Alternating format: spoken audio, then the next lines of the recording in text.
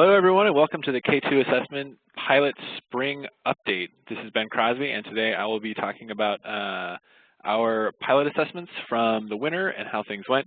I'll also be talking about the survey results that we got back from our pilot teachers, some of the data that we got out of the pilot, and then also some next steps for pilot teachers.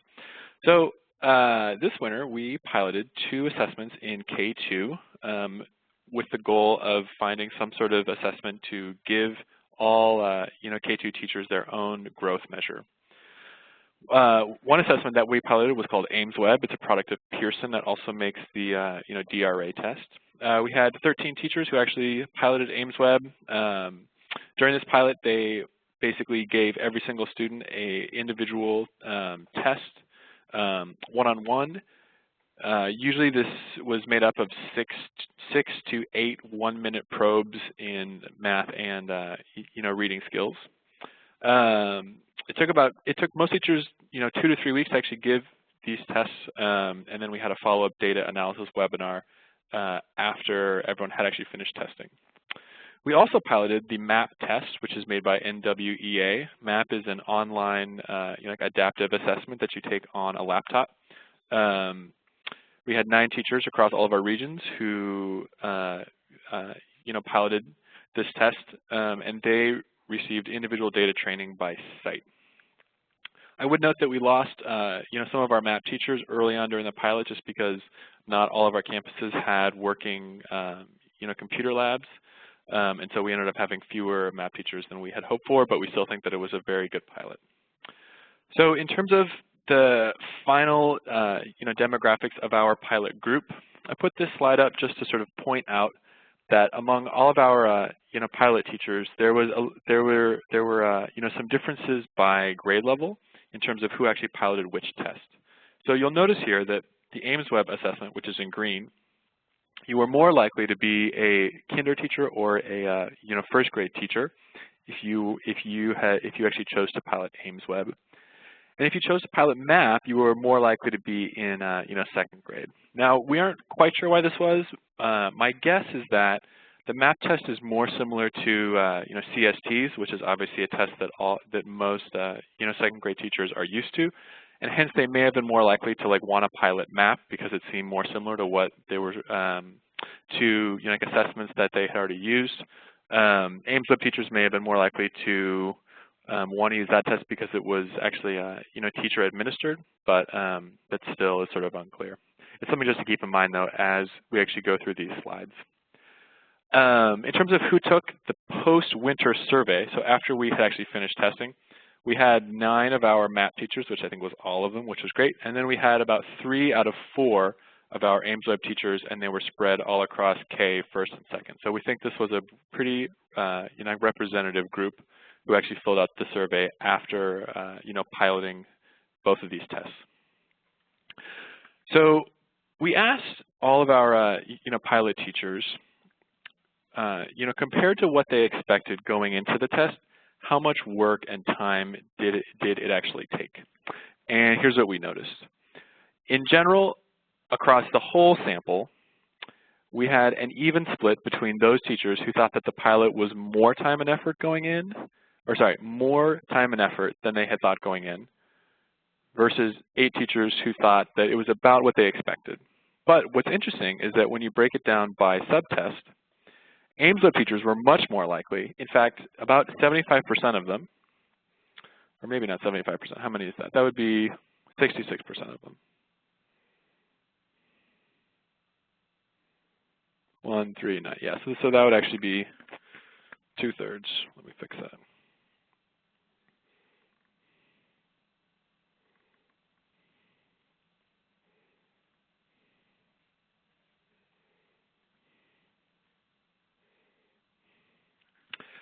Okay, so on this slide, I basically wanted to point out that AIMSweb teachers were much more likely. Okay. Post-winter survey, who took it? Okay, so the first thing that we asked teachers was, compared to what you expected going into the pilot, how much time and effort did it take? You'll notice that in blue we have the overall level for each of these answers, and that there was an even split between all of the pilot teachers, between them thinking that the pilot ended up being more time and effort than they thought going in versus being about what they expected. What was interesting is that Ames Web teachers, shown here in green, were more likely to think that the Ames Web assessment ended up being more time and effort than they had originally thought. Whereas MAP teachers were more likely to think that MAP was about what they had expected going in. In terms of how the test aligned to their instruction, MAP teachers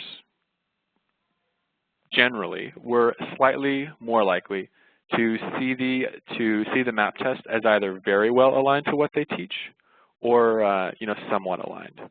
Whereas Ames Web teachers sort of went the other way. Ames Web teachers were more likely to see the Ames Web assessment as not very aligned to their actual content or somewhat aligned. So in general, what we saw here was teachers who actually piloted MAP generally seemed to think that it was more reflective of their overall practice and content than Ames Web teachers.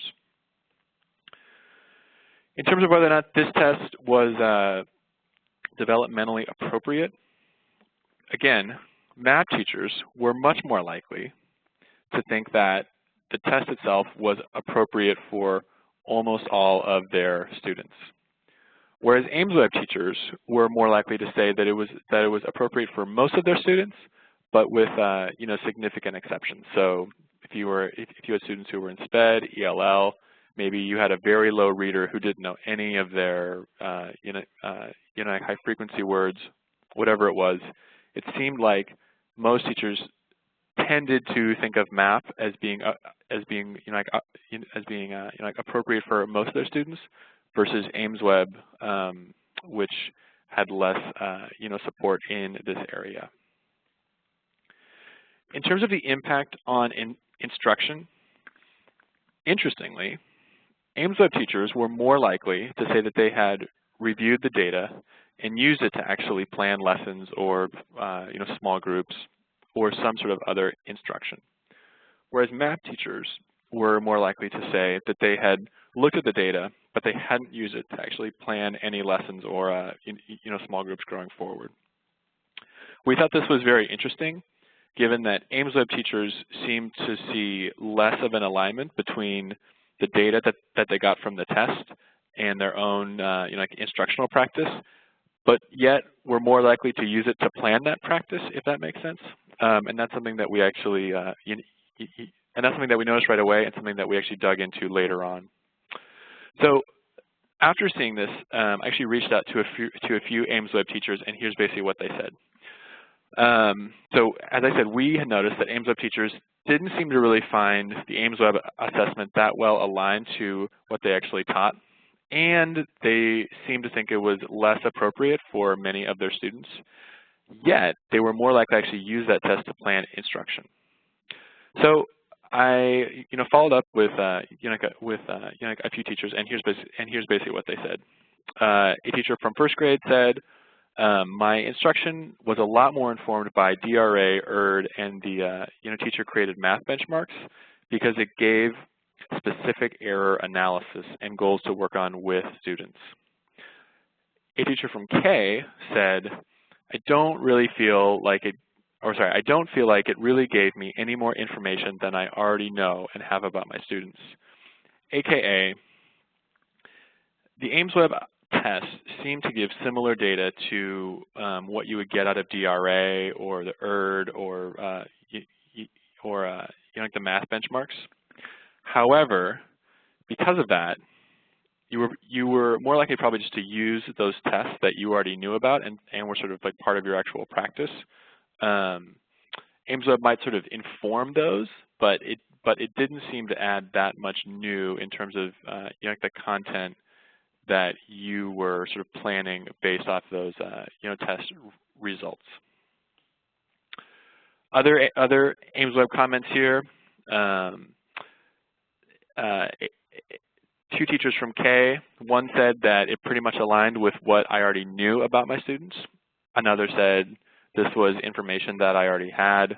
A teacher from 1st grade said that AIMSweb had helped them pick her progress monitoring scholars, and it also informed a shift along with DRAs in how she was setting up guided reading groups. So sort of a mix here, again, basically saying that AIMSweb was giving similar information to what was already known through other assessments.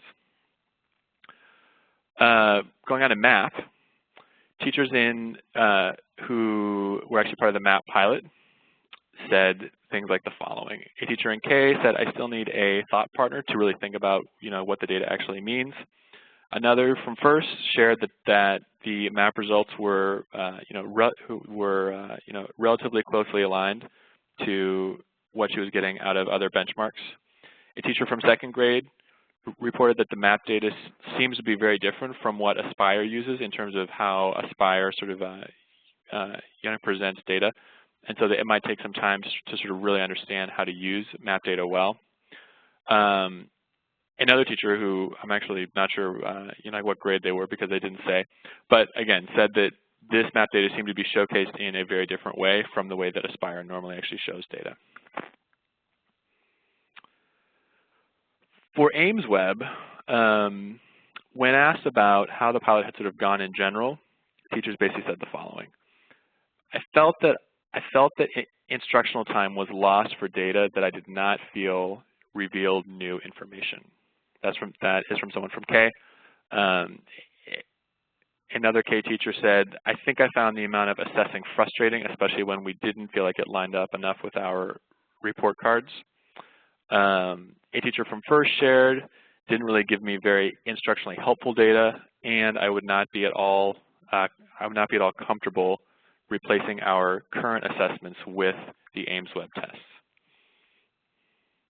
When we asked the same question of MAP teachers, basically, how did the pilot go for you?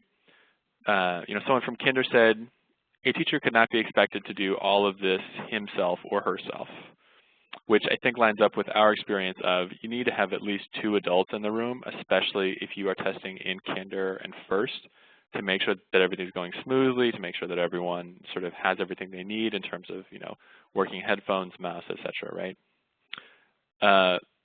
Another teacher from K who was actually part of the MAP pilot said that they felt like their students were sort of only clicking on random answers and not actually reading, whatever question was on the screen. And also that they were getting questions that dealt with standards outside of Kinder, i.e. that there was some sort of, misalignment between the content that, students were actually being, tested on versus what this teacher actually teaches as part of a, kindergarten curriculum. A MAP teacher in 1st grade said that it seemed more appropriate for 1st and 2nd grade, and then someone from 2nd grade was excited. They said it was neat to see how varied all of these questions could be. So all in all, it seemed like many teachers noticed that the actual content that was actually being tested on MAP did not always line up with the content that they that they taught as part of their grade level. And we would need to do some more exploring as to what that actually meant in terms of how learning was actually measured by grade. So one thing that we did after we got back all of this data was we correlated the results from MAP to both the winter DRAs and the winter math benchmarks. So here you'll see correlations between the MAP test in each grade level, so Kinder, 1st grade, 2nd grade, and then the winter DRA and the math benchmark from the winter. One thing that we had to do was not all of our teachers had DRA data for the winter, so what we actually ended up doing was averaging the winter DRA and the fall DRA, and if someone was missing either winter DRA scores or fall DRA scores, we just used whatever they had. So when you actually look at these correlations, you'll notice that they're actually pretty high. In fact, one thing that we were wondering was, okay, so we have a 0.76 for MAP Kinder versus the versus the Kinder DRA, and we have a 0.87, which is really high for the MAP Kinder math versus the math benchmark in math. But how does that stack up against other tests that we actually know? So you'll notice that down here it says second grade CST. So this is where we took second grade CSTs from last year, that is 2011 and 12.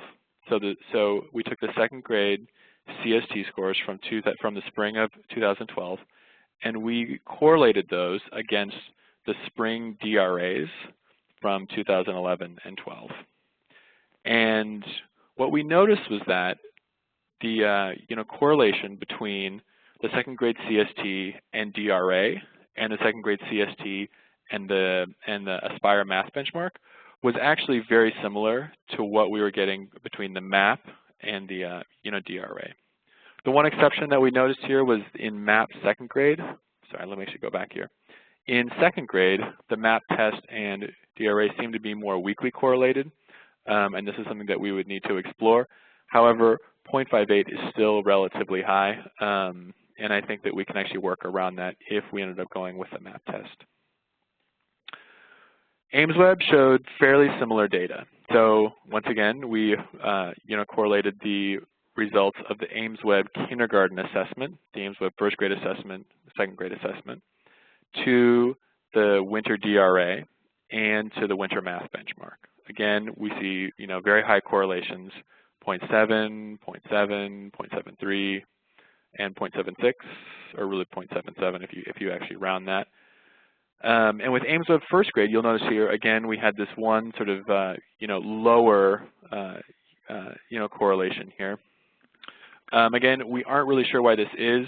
One guess that I have for this is that the AIMSweb math test in first grade, those assessments under AIMSweb, I think may have been a little bit too easy, and so may not have sort of been capturing the full range of skills that first grade math students are expected to learn.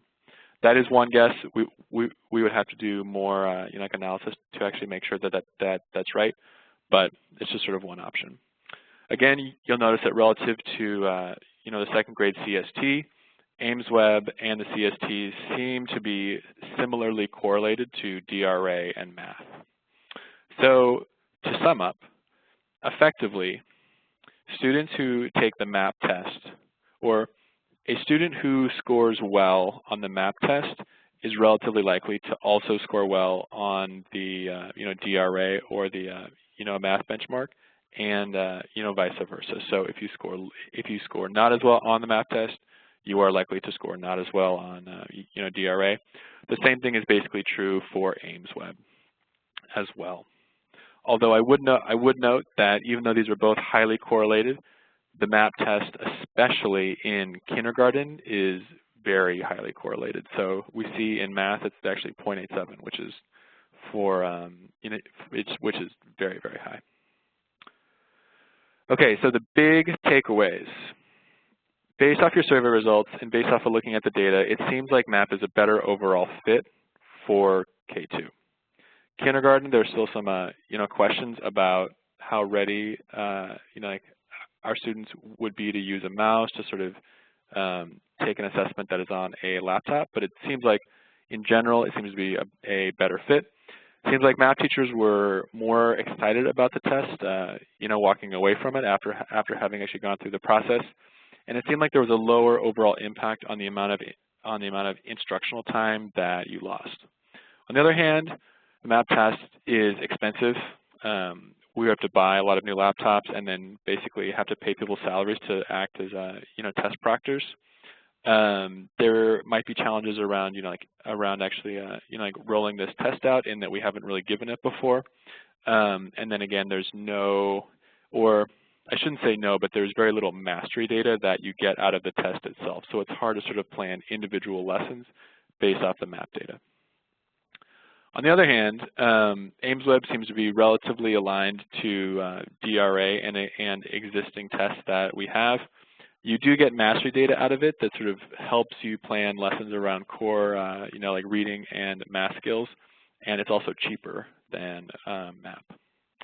On the other hand, it seems like with AIMS Web, we don't really learn that much new information, that there's this mega hit on instructional time in that you spend, 2 or 3 weeks actually giving the test every time that you need to give it. And we would need to actually keep piloting this for 2nd grade and 3rd grade because we didn't get that many 2nd and 3rd grade teachers as part of the AIMS Web pilot. So just to review the K2 timeline, in fall of 2012, that was about 6 months ago, we went out and we researched as many different options as we could find for getting K2 teachers their own growth score. So here you see we landed on the MAP test, the AIMS Web test, the DRA, and the SAT-10. SAT-10 is basically just it's basically like a bubble test, very similar to CSTs. We ended up ruling out SAT-10 because we didn't think that it was appropriate for kinders and also for 1st and 2nd, especially in the fall. And DRA we saw as being a sort of challenge to actually use to measure student learning because there's no other sample that we could basically compare those scores to outside of Aspire.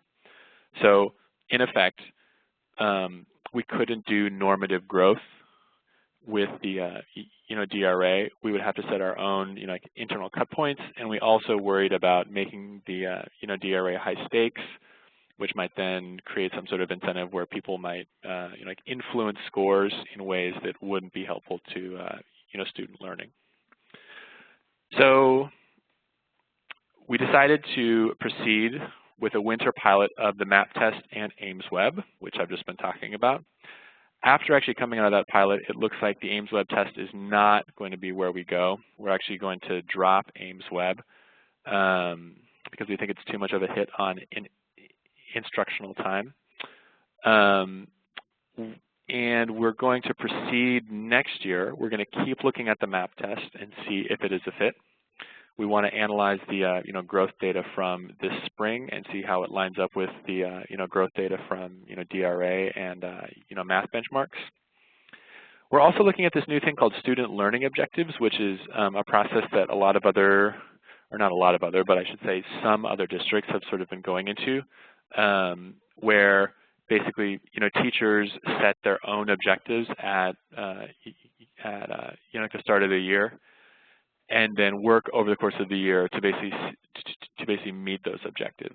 It's still early. We could possibly use internal tests like the DRA and like math benchmarks in this, but again, we still have the same worries about teachers sort of being incentivized to influence DRA scores in ways that won't actually be helpful to student learning.